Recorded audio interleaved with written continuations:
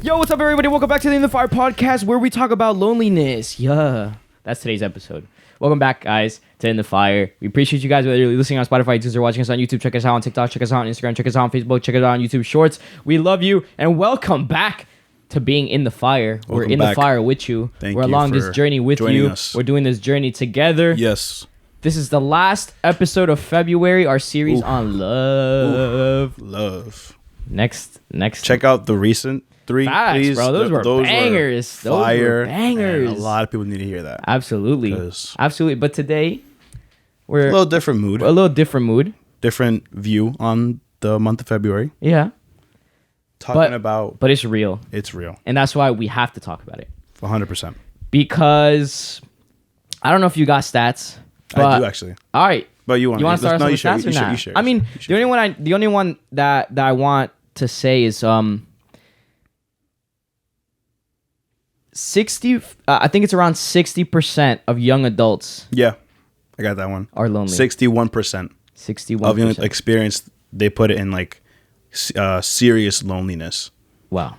61%. I don't even know how to do that. The 1 out of 5 or 3 out of 5. I don't even know how to do that. But like, that's a big number. More than half of people. That's 3 out of 5. 3 out of 5. Yeah. Good job, dude. Yeah.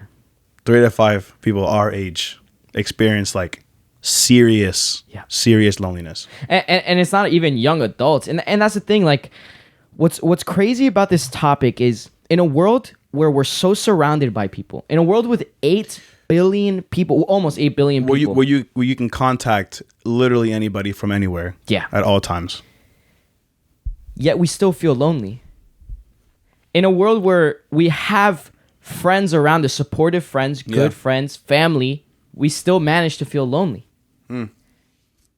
Where we have children, where we have a spouse, we have a family, and we still feel lonely. How is that possible? How could we still feel lonely? You have so many friends yet. Why do I still feel lonely? It's almost like it's just like a problem of relationships.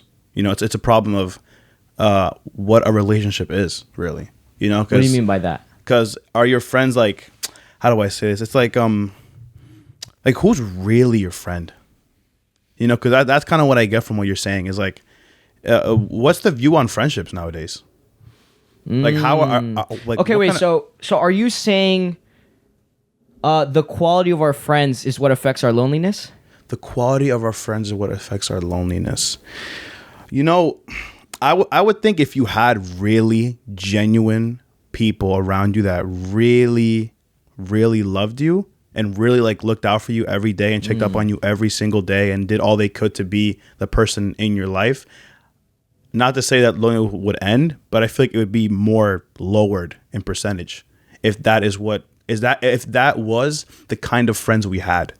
Not to say that will eliminate loneliness, because loneliness I think will still happen. Yeah. But I think those type of friendships will kind of lower the possibility of a person feeling lonely. Because if you don't have that around you, I mean, it's very easy to fall into this state of mind where you feel as if you feel lonely, right? And it's like, yeah, that's kind of what I'm getting out of that. It's like, I'm not sure. Because the truth is, like, people are gonna feel lonely regardless. But I think that would kind of lower the percentage in a way. Because I mean, if there's somebody knocking on your door, like, yo, what's up, man? Like, I'm really caring about you, really doing the most for you. That would really help a lot. See, I have a different take on this. I have a different take, and I would argue that it doesn't depend on the amount of friends that you have or the quality of friends that you have. Although I do agree with you that quality friends will help you. Of course. But I think there are people with quality friends that still feel lonely. And the reason for that is I think they aren't able to fully enjoy the relationships. Because I can have quality friends, but if I don't enjoy you as a friend, I could still feel lonely. I've felt lonely and I've had some good friends around me. And that's why I testify to that. And so here's the thing. Even Jesus felt lonely. Yeah, you look at me like, what? Baba, come on. Show me the scripture, Baba. What are you talking about? All right. Here's the thing. Explain. Here's the thing. Here's the thing. I want to hear this. Here's the thing. Because a lot of us as Christians, we might say, you can't be lonely. God is enough. You don't need friends. You don't need that. God should be enough. But we do need relationships. 100%. We do need community. We need companionship. We need fellowship. God created that need in us for a reason. And he's going to fulfill that need. Now, yes, God is enough. And God will fill those needs when those needs are not met. Yeah.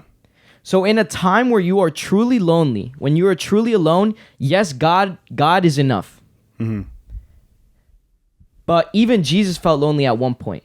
And why? Why did he feel lonely if he was the Son of God? If he had God? If he didn't really care about the opinion of other people, right? Okay. Now here's the thing. It's not, I want to clarify that it's not in Scripture fully. Like, it's not written, Jesus was lonely. Okay. But I want to explain the thought process here. Just hear me out. So, if we go back to Adam and Eve were in fellowship and companionship with God. Yeah, correct? Before the fall, yeah. Yes. And for them, God was enough. Because God created us to be in companionship with Jesus. To be in companionship with God. Yeah. We are meant to have a relationship with God. So when you don't have a relationship with God, you will feel lonely. Now, then the fall happens. They sin. Here's the thing. When sin occurs, there's a separation between you and God. Yes. And that sounds scary because it's like, wait, so God's not with me anymore? No. He's with y'all. I want to put up this analogy, right? In a bright sunny day, sun hits the window, lights up your room. What sin does is put the shade down. Does that stop the sun from being there? No. The sun is still there, but the sin is blocking it. Right? Yeah. When you are separated from God, you will feel lonely. And I want to before I'll go back to the Jesus thing, but I want to shift into my testimony for a little bit, and I've talked about it on this podcast. The darkest periods of my life were when I was farthest away from God. That is when I felt the most lonely, but I had the most amount of friends. Interesting. So it's like, okay, I had they were good friends too. I had good friends and I had a good amount of them. But that's when I was farthest away from God. And that's when I was the loneliest I have ever been. Wow. So if we go back to Jesus was on that cross, and the disciples that were with him, that lived, like we say it now, thick and thin with him, right? Yeah. They were with him for everything. They turned their backs on him. Yeah. Like Peter. Jesus was literally all alone. Nobody was really supporting Jesus.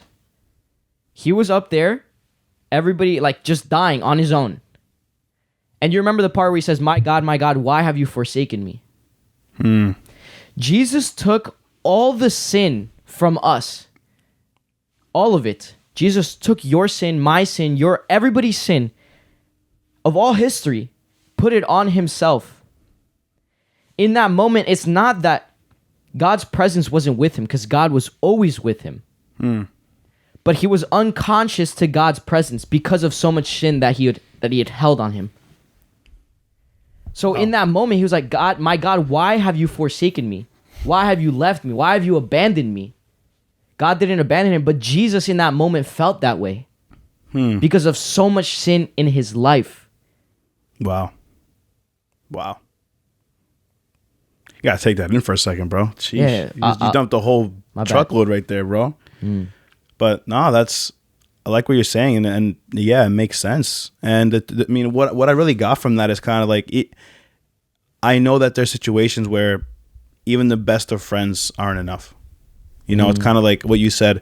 If you're gonna feel lonely if you're not in that relationship with God, right? Because even though I said, yeah, it can lower the loneliness, but you know, a physical thing can't solve a spiritual problem, right? Like if you're empty inside spiritually because you're spiritually bankrupt and you're spiritually like poor, and you don't have that like that relationship with God, even the best of friends cannot fill that God-shaped hole in your heart. You know, so and I see that, and it's like, yes, of course, the friendships are the really important, and like yes, God is enough, but we're not saying that all you need is God and just go be by yourself all the time. Right. The truth is we need relationships. We need mentors. We need people around us that can sharpen us and rebuke us and say that's not good to do.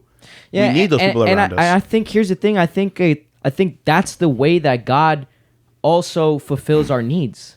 Through people. Yes. And so that Definitely. need of companionship, we always think like, oh, I'm like God might just fill my tank up and I won't need companionship anymore. It's like, no, like there's a reason we feel this way. We like to be surrounded by people. Yeah, and since you were saying things about Genesis, I know that a lot of people know this, but in the beginning when God was making everything, he made the heavens and the earth, the trees and all that stuff, the birds, the fish.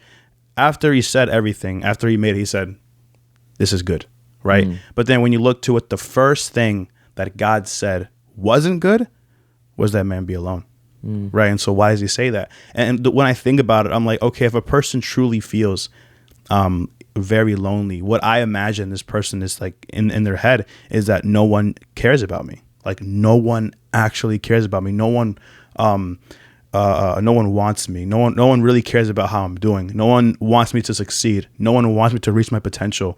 No one is checking up on me every day. And that is terrible. That is like the worst feeling ever. Because like you said, that desire in us, we have a desire to be accepted. We want to be accepted. We want to feel wanted. So when we don't feel that, it's a problem because we're like, oh wait, I don't like this feeling. Because we're made to feel like we belong. Because the truth is we do. Right. And that's the thing. We do belong. You do belong. You are accepted. You are cared for. You are wanted. But when we're not shown that through people, it really taints us. But that's why we have to receive it from God, because we have to know God is always wanting us, always desiring us, always loving us all the time. And we can't allow people to blind us from that truth. Right. And we have to stay strong in that. Right. Because people always change. It says people like God is not like a man that he should lie. Right. People change their mind and lie to you all the time. But God will never change his mind because God is a man of not a man. God is a God. Yeah. Right. And he is a God of his word. Right. Right. And he never changes. And so we have to always like make that decision to not allow us to allow our to be tainted by people, like to always receive that, like God accepts me, God cares about me, while also understanding that, yes, we do need that from people. We need the relationships, but the first thing that's important is God, because God is the one that will fill it, Yeah. And what you were saying is we need to receive that from God. Yeah. And God is that light. God is the sun that I was talking about, where he provides that light and that warmth and that peace and that joy and that kindness. And so we need to, and by the way, when I said the shade thing, that is sin that is unforgiven.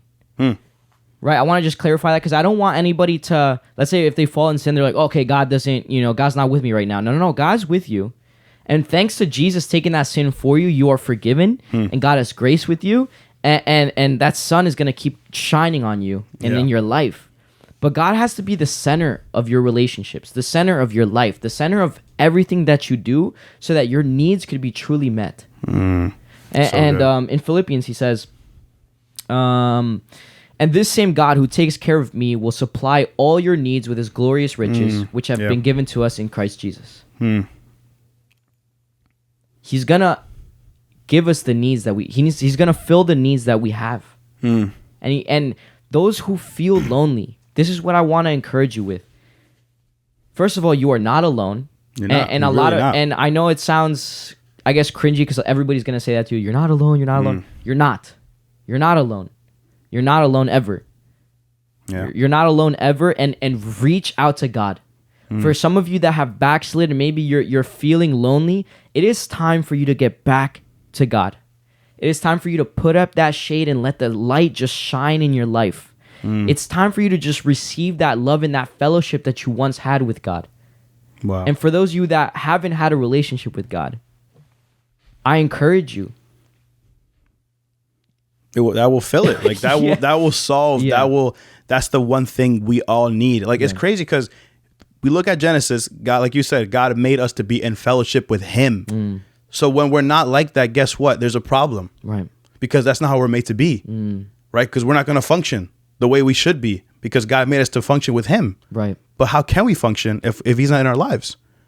Right, so we have to receive this. God is the one that will show you that true love that nobody has shown you. Yeah. Right, that true forgiveness, that true acceptance that nobody else has shown you. Right, and that brings me to a verse I wanted to share.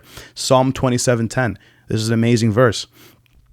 It's even if my father and mother abandon me, the Lord will hold me close. And that's for your family is supposed to be ones that love you the most. And this is even saying the people who are supposed to love you the most, even if they abandon you, God will take you in. Right? Even if your friends, the people who are supposed to love you the most, even if they abandon you and leave you and give up on you, God and Jesus, he will take you in. He will love you. He will accept you. He will hold you close. Other versions say, hold him close. Like the Lord will hold me close. The Lord will take me in. The Lord will receive me. The Lord will accept me. Jesus accepts you. He receives you, even when nobody else does. And that's what I really want everybody listening to take in, is that no matter what anybody says, and I've said this before, if anyone, nobody can ever tell you that you're not loved.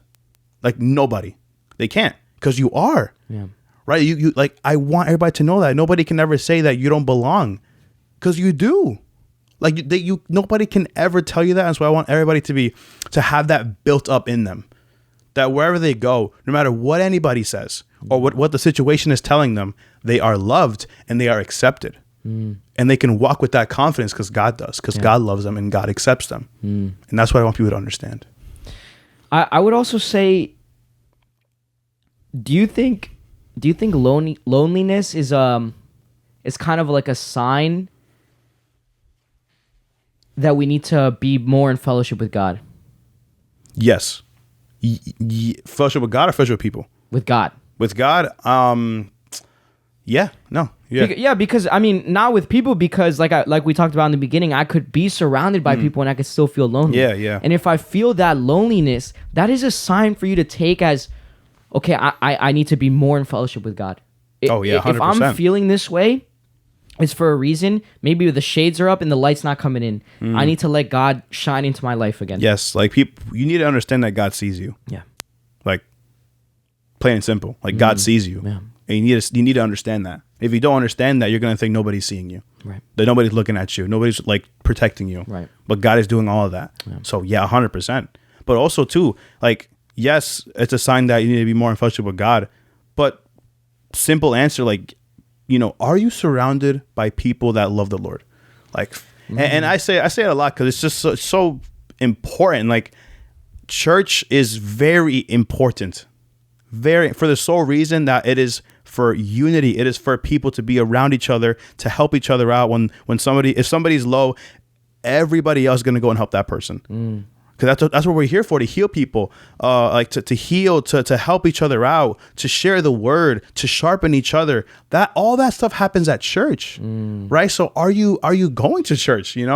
And yes, to hear the sermon, but also just to be in that place where everybody is in love with God and seeking God and being taught by God and leading each other and sharpening each other. You get that at church, right? And so are you going to church, and are you allowing yourself to make friends, right? Because you gotta go out there and make friends, and of course, it's simple too, pray for that. If you really pray for friends, and God, I know, for me, personally, I just love and I'm so thankful for my friends, because really, and I said it before, friends are more valuable than diamonds, dude.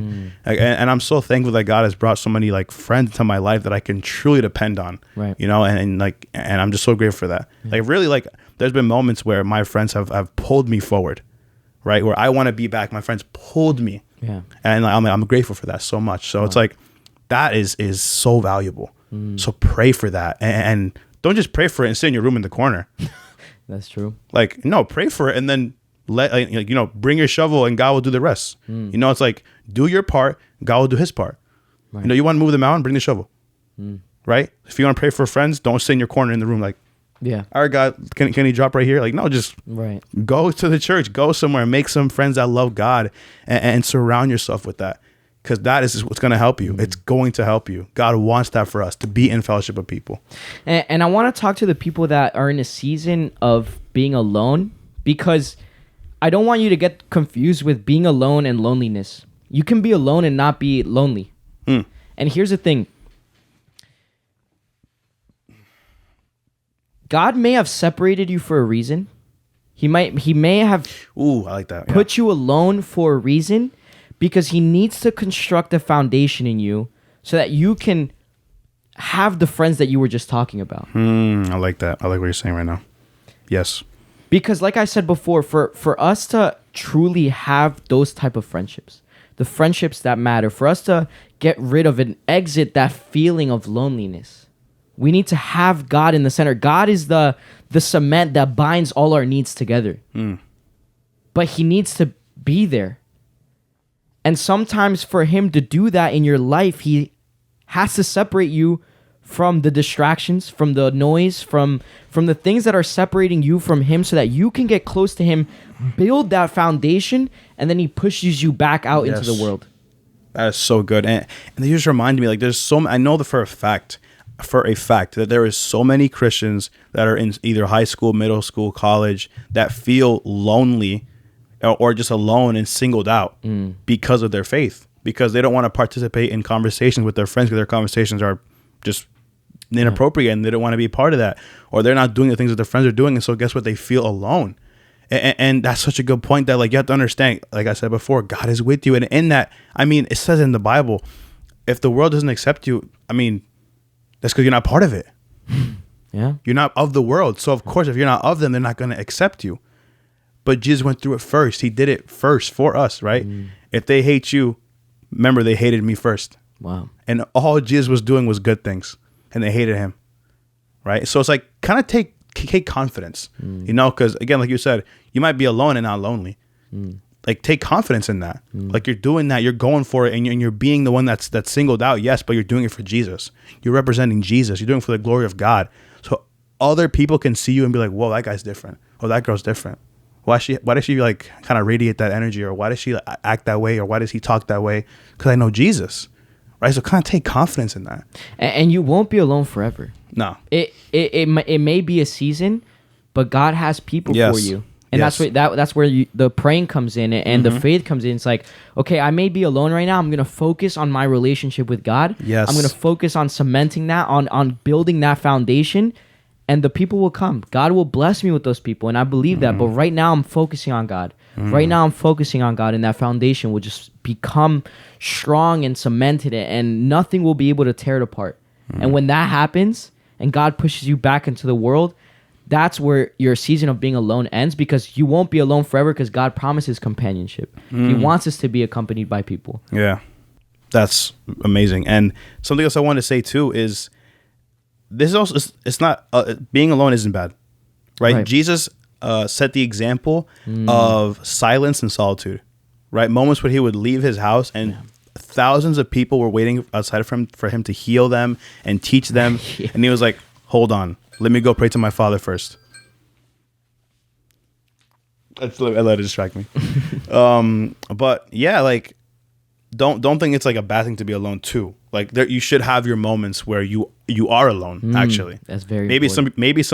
Maybe some people here actually need to start leaning into a bit more alone time. That's true. Right, that quiet time with God, because Jesus exampled that for us. He set the example when he would go to to the mountains in quietness and just pray to God, and that example was for us. So like, we should do that. We need to do that for us to kind of keep that strength up, for us to keep on going, to have that fire and that oil in the tank. Be in that solitude, and that silence and solitude. Have that time for yourself. I guess that explains so much of why people that are constantly surrounded by people still manage to feel lonely. It's because you need that alone time. And what's crazy, it's kind of ironic, but you need that alone time to get rid of that loneliness. Isn't that kind of crazy? Yeah. You need that alone time with God to get rid of that loneliness. Because if you're constantly surrounded by people and you're not getting enough of that fellowship with God, you will fall to loneliness. Yeah. Dang. It's kind of ironic, but it's kind of it goes both ways. Yeah. But that's why you have to find the balance of it. I would also say, for the people that maybe you're like, I don't feel lonely all the time. I just get kind of short moments of being lonely, of feeling lonely. I've felt that. And I would also say that a lot of this is spiritual warfare.